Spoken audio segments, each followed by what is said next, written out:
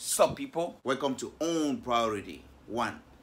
My name is Ali. I hope you're all doing good. Today I'm going to be talking about the Chinese. The Chinese, what they do, their potentials, why China is what it is today, alright? First, I'm going to be talking about Chinese tourists when they travel abroad. Chinese, they don't speak English. That is one thing. A lot of Chinese, they feel like English is not their thing. They can't understand and they will never understand. But that is not stopping them from traveling abroad. Chinese tourists, when they travel abroad, they don't travel 2, 3, 4.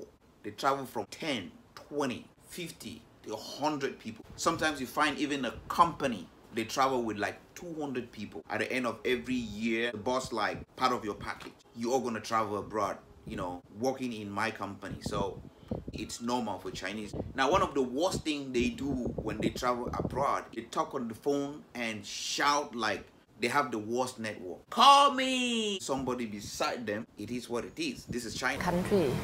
You don't know the manner.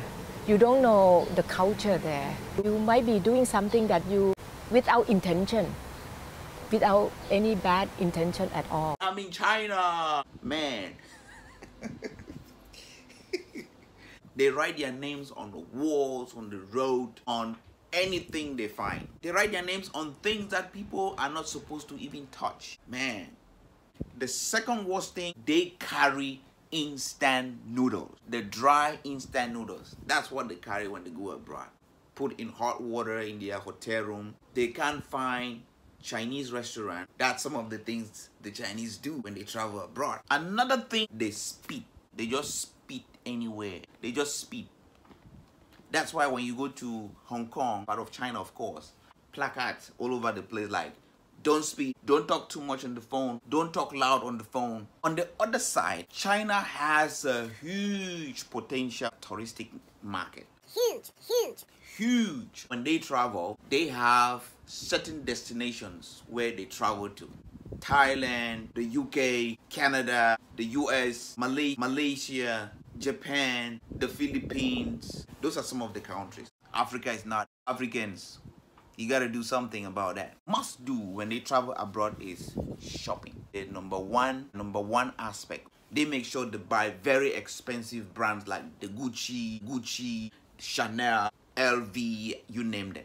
Accommodation, not any kind of accommodation. When Chinese people travel abroad, they live in very expensive hotels.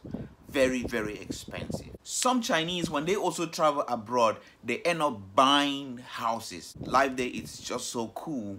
They end up buying apartment for their children because they want their children to come live there, study. Always end up buying car, apartment houses for their family. If you are in tourist business, tap the China market because there's huge potential in Chinese tourist business.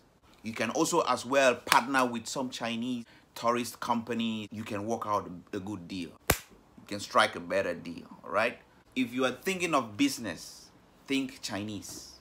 If you are thinking of doing some kind of business in all aspects, be it infrastructure, technology, food, raw material, whatever, the market here in China is just huge. Boom! It can explode someone's brain. Think Chinese if you're thinking of doing some kind of business, all right? So, before I end this video, if this is your first time on this channel, consider subscribing, hit the notification bell each time I upload a video. You get it. Stay blessed on Own Priority 1.